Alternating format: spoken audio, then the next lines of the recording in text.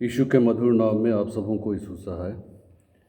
आज मैं आपके सामने एक ख़ास विषय को यहाँ लेके आया हूँ और ये विषय है प्रभु भोज। प्रभु भोज की अहमियत क्या है, इसकी सार्थकता क्या है, गरिमा मर्यादा क्या है और इसकी पृष्ठभूमि क्या है, इन सारी चीज़ों को हम इस वक्त यहाँ देखने जा रहे हैं।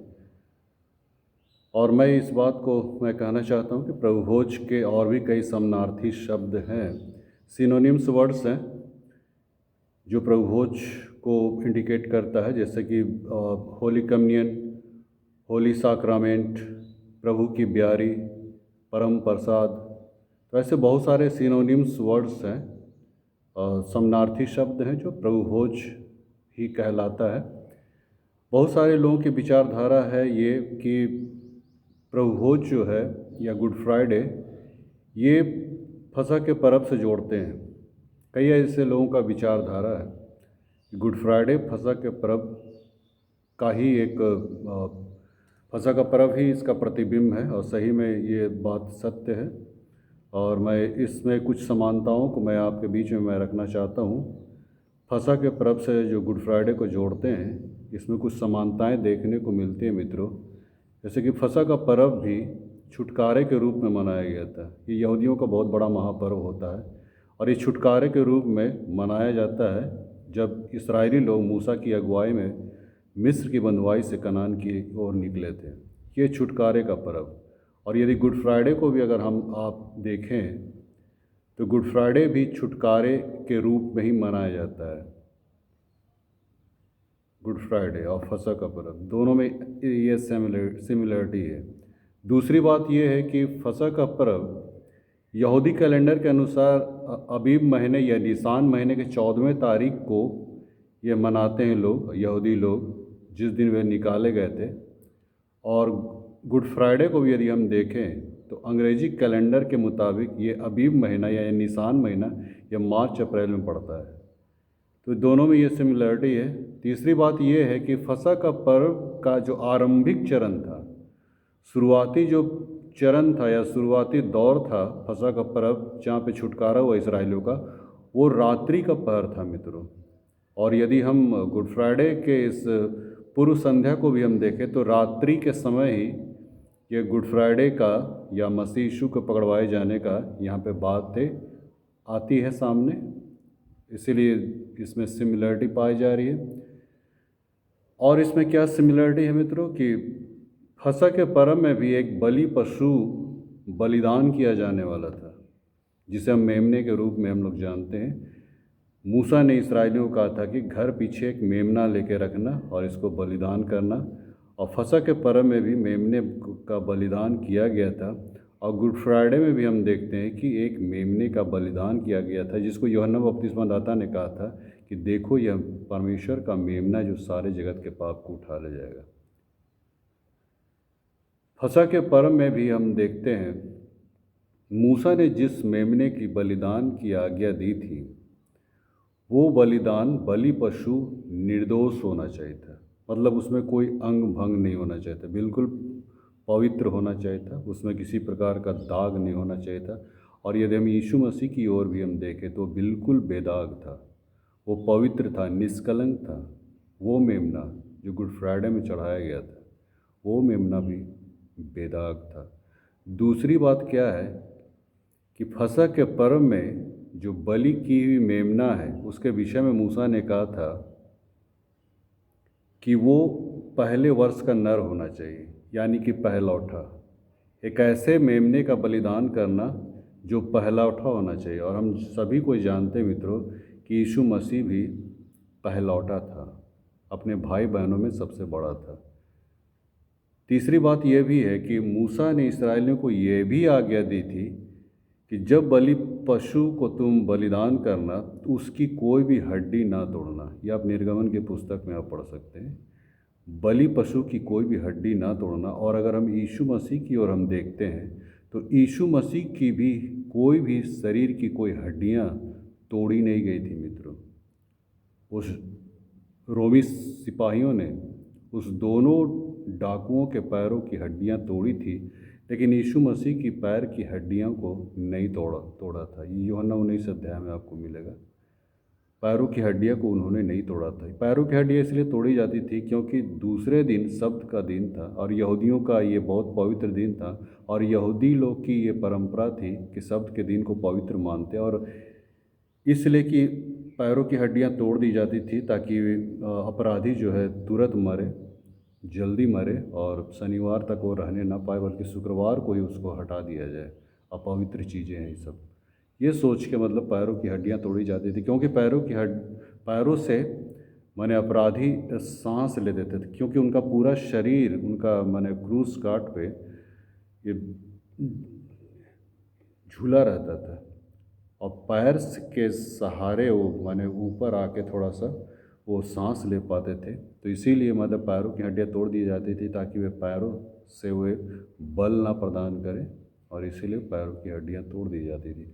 तो यहाँ पे हम देखते हैं कि दोनों के बीच में काफ़ी समानताएं दिखलाई पड़ती है। फसह के पर्व और गुड फ्राइडे के बीच में ये काफ़ी समानताएं हम लोग को देखने को मिलती है। लेकिन मित्रों, मैं कहना चाहूँगा यहाँ पे दो ऐसी बातें हैं जो असमान भी हैं।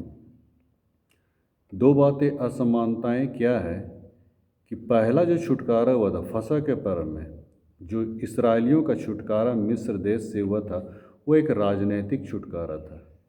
लेकिन गुड फ्राइडे में जो छुटकारा प्रभु यीशु मसीह ने दी, ये राजनैतिक नहीं मित्रों, लेकिन ये आत्मिक था। ये मनुष्य के गुनाहों से छुटकारे का, ये प्रायश्चित का ये बलिदान था वो मित्रों। ये मतलब वहाँ पे अंतर है। दूसरा अंतर क्या है हम देखते हैं यहाँ कि पहला जो छुटकारा जो हुआ था वो एक खास वर्ग और के एक खास जात के लिए था मित्रों, और वो जाति थी इस्राएली जाति। लेकिन गुड फ्राइडे में जो छुटकारा किया गया, जो यीशु मसीह के द्वारा जो छुटकारा दी, ये किसी खास जाति या मजहब के लिए नहीं, बल्कि पूरे समस्त मानव जाति के लिए ये छुटकारा दिया गया था। ये असमानता या ये अंतर है मित्रों। तो ये गुड फ्राइडे में जो कुछ भी प्रभु यीशु मसीह ने ये सब कुछ किया, इससे पूर्व उसने प्रभु भोज को लॉन्च किया मित्रों। ये प्रभु भोज उसी का प्रतिबिंब है जो फसह के पर्व में दिखाया गया था।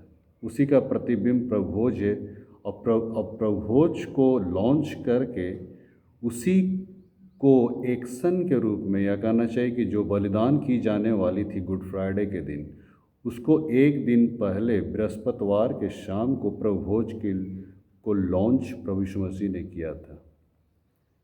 तो यहाँ पे हम थोड़ी देर प्रभु भोज के विषय में हम आपको बताना चाहेंगे। कुछ ऐसी विचारधारा है मित्रों जो लोगों की एक गलत सोच उभर के सामने आती, जैसे गैर मसीह लोग, जैसे बहुत सारे ऐसे धर्मावलंबी लोग, वो क्या कहते हैं कि क्रिश्चियंस लोग चर्च में शराब पीते हैं।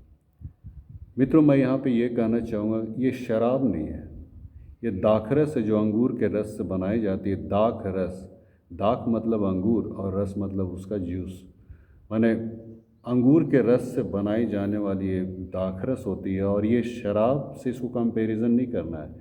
गैर मसीह लोग इसको शराब कहते हैं मित्रों, लेकिन यदि आप बाइबल को आप पढ़िएगा तो लुक्का 1 अध्याय के 15 पद में वहाँ पे दो बातें उभर के सामने आई है। वहाँ पे लिखा है दाखरस और मदिरा, माने दो शब्द वहाँ पे यूज किया गया है। मतलब दाखरस एक चीज़ है, मदिरा एक चीज़ है। तो ये दाखरस को हम मदिरा नहीं कह सकते, मदिरा को एक अलग परिभाषित किया गया है। तो ये कोई शराब नहीं है मित्रों। क्रिश्चियंस लोग शराब पीते हैं ऐसी बात नहीं है, दाख का रस है या अंगूर का रस है। ये एक विचारधारा के लोग माने यहाँ पे कहते हैं। कुछ लोग ऐसे विचारधारा के हैं हमारे ही मसीह समाज में, कुछ पारा चर्चेस जो कि रोटी को डुबा कर खिलाने की प्रावधान उनके यहाँ नहीं है। हमारे मसीह समाज में कुछ ऐसे लोग हैं जो ऐसे विचारधारा के चर्चेस हैं, उनका ये कहना है कि ये डुबा कर देना ये मतलब बिब्लिकल नहीं है, ये बिब्लिकल थॉट नहीं है। बाइबल इस विषय में नहीं कहते कि आप रोटी का टुकड़ा डुबा कर दीजिए, क्योंकि मसीह यीशु ने कहा था कि खाओ और पियो, खाओ और पियो, इसे खिलाने पिलाने की आज्ञा दी है, ना कि डुबा कर देने की आज्ञा दी है। तो बहुत सारे लोग ऐसे माने लोग हैं जो इस चीज़ को, जो हम लोग जो प्रोटेस्टेंट चर्च वाले सब हैं, जैसे मेन लाइन चर्चेस, खासकर मेन लाइन चर्चेस डुबा कर ही देते हैं। और ऐसे पारा चर्चेस लोगों का ये कहना है कि डुबा कर देने से ही उस यहूदा इस्करियोती के अंदर वो शैतान समा गया। माने उनका तर्क ये होता है, रोटी का टुकड़ा डुबा कर दिया यीशु मसीह ने यहूदा इस्करियोती को, और इसीलिए उनके उसके अंदर शैतान समा गया। ये यूहन्ना 13 अध्याय को आप पढ़िएगा तो मिलेगा। तो डुबा कर दिया इसलिए शैतान उसके अंदर समा गया, ऐसी बात नहीं है मित्रों। अरे हम कहते हैं खिला पिला के देता, तो क्या यहूदा इस्करियोती का विश्वासघात करना टल जाता? मेरा यही क्वेश्चन है, प्रश्न है मित्रों। ऐसे पोंगा पंथियों से जो ये माने हू बहू सोचते हैं कि अगर हम खिला पिला के दें तब आत्मा उतरेगी और डुबा के देने से फिर शैतान घुसेगा, ये सब गलत विचारधारा है मित्रों। हाँ, खिला पिला के ही अगर यीशु मसीह यहूदा इस्करियोती को देता, तो क्या यहूदा इस्करियोती के विषय में जो भजन संहिता में कहा गया था कि जिसने मेरी रोटी खाई उसने मेरे विरुद्ध लात उठाए, क्या उसका लात उठाना टल जाता? क्या उसका विश्वासघात करना टल जाता? क्या वो यीशु को नहीं पकड़वाता? तो ऐसी सोच रखना, ऐसी ओछी बातें मित्रों, ये माने लोगों के दिमाग में ऐसा बसा हुआ रहा है कि इसको हम शाब्दिक अर्थों में ना लें। प्रभु भोज को हम खा रहे हैं, पी रहे हैं, या फिर उसको हम डुबा कर हम दे रहे हैं, ये इस बात में मायने नहीं रखते मित्रों। प्रभु भोज की अहमियत या मर्यादा या गरिमा इस बात में नहीं कि हम उसे किस रूप में ले रहे हैं, माने खाने के शैली को मैं बता रहा हूँ, किस रूप में ले रहे हैं इसमें कोई ये नहीं है। लेकिन हम उस प्रभु भोज को जब हम लेते हैं तो हमारे दिलो दिमाग में क्या चलता है, इस बात पे निर्भर करता है मित्रों।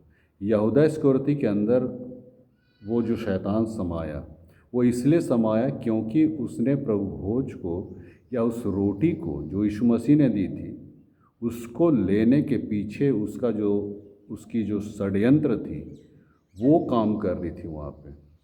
मन में अगर गलत भावना से अगर हम लेते हैं प्रभु भोज, तब इसका दूसरा रिएक्ट होता है, जिसके चलते शैतान हमारे अंदर आता है।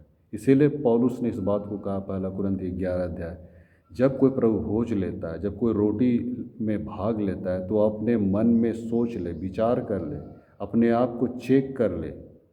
ये पौलुस भी इस बात को कहा कि अपने आप को परख, अपने आप को चेक कर ले। तो हमें पहले अपने आप को परखना है, चेक करना है कि हमारे अंदर ऐसी कोई बातें तो नहीं है कि हम दूसरों के प्रति एक गलत भावना रखे हुए हैं। तो ये सारी बातें हमारे भावनाओं से जुड़ी हुई, हमारे खाने के शैली से जुड़ी हुई नहीं है मित्रों। ये हमारे अंदर की भावनाओं से जुड़ी हुई कि हमारा जो जीवन है दूसरों के साथ कैसा यूनिएट है, कैसा उसके साथ हमारा ट्यूनिंग है, इस बात पे निर्भर करता है। परमेश्वर के साथ हमारा क्या संबंध है, इस बात पे निर्भर करता है, ना कि हमारे शैली पे, हम किस रूप में उसको खाते या पीते हैं। तो ये कुछ विचारधारा के लोग हैं जो गलत तरीके से इसको इंटरप्रेट करते हैं। अच्छा, कुछ लोग ये कहते हैं कि प्रभु भोज घिसा पिटा रिवाज है। ऐसे भी लोगों का ये माने सोच है कि प्रभु भोज को करने से माने कोई इसका कोई ये नहीं है, प्रभु भोज को हम लोग को ना भी करे तो भी चलेगा, इसका कोई संबंध नहीं है। लेकिन मित्रों, मैं कहना चाहूँगा ये घिसा पिटा रिवाज नहीं है। लोग अगर ये कहते हैं ये घिसा पिटा रिवाज है, तो प्रभु यीशु मसीह ने क्यों यहाँ पे आज्ञा दी कि मेरे स्मरणार्थ ऐसा ही किया करो, मेरे स्मरण के लिए, मेरे बलिदान को याद करने के लिए तुम ऐसा ही किया करो। ये घिसा पिटा रिवाज नहीं है मित्रों। ये सब प्रभु भोज का अनुष्ठान करने के द्वारा हम उसके बलिदान को हम लोग स्मरण करते हैं कि हाँ, मेरे बदले में प्रभु यीशु मसीह कलवरी क्रूस पे गया। ये प्रभु भोज हमें स्मरण दिलाता है मित्रों। ये घिसा पिटा रिवाज नहीं है।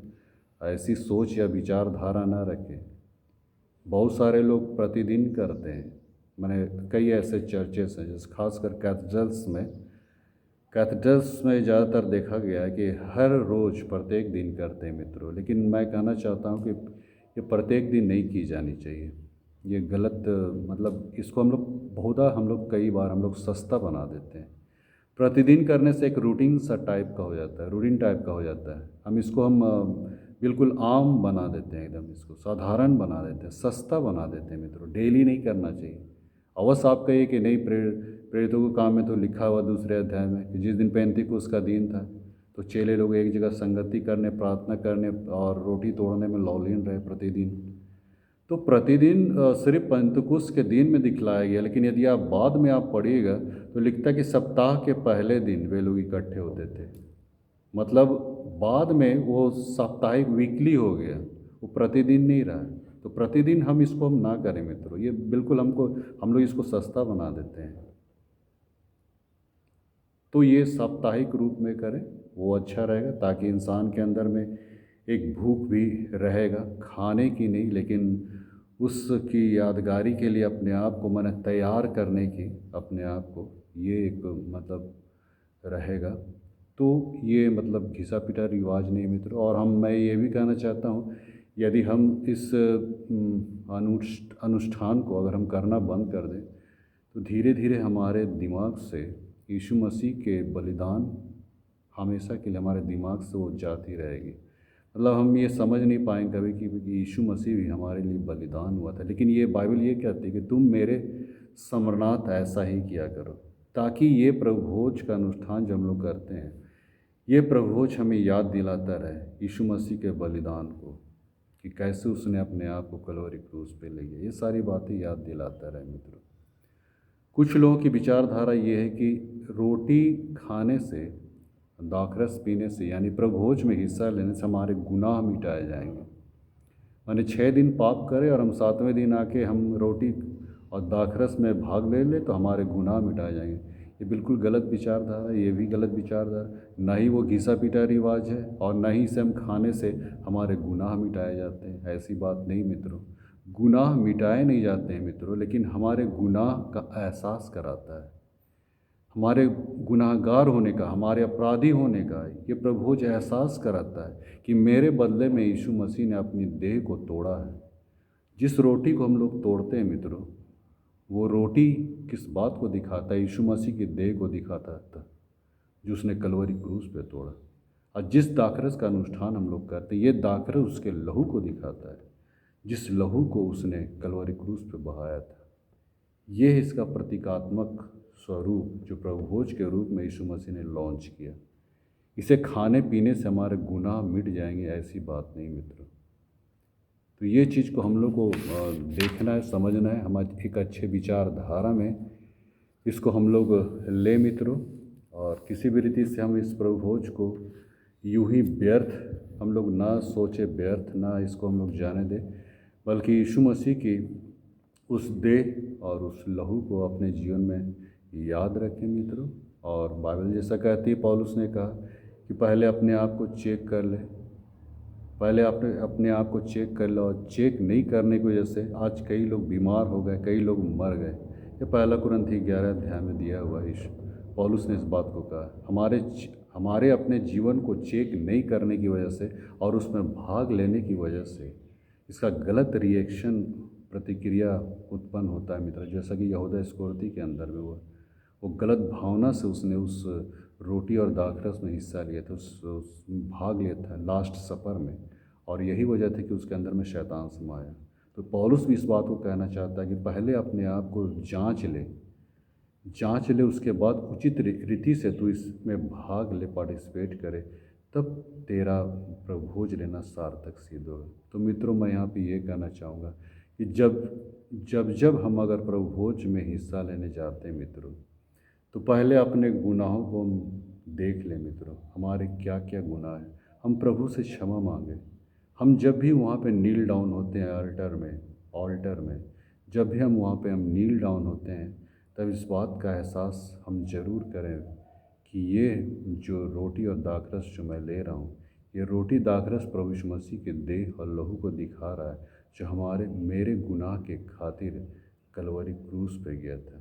ये भाव लेके आप उस जगह पे, पवित्र जगह पे आप जाइए मित्रों। यदि आप इस भाव को आप रखते हैं मित्रों, और यदि किसी और के प्रति कोई घृणा, द्वेष, नफरत लेके नहीं जाते मित्रों, तब आपका प्रभु भोज लेना बिल्कुल सार्थक सिद्ध होगा।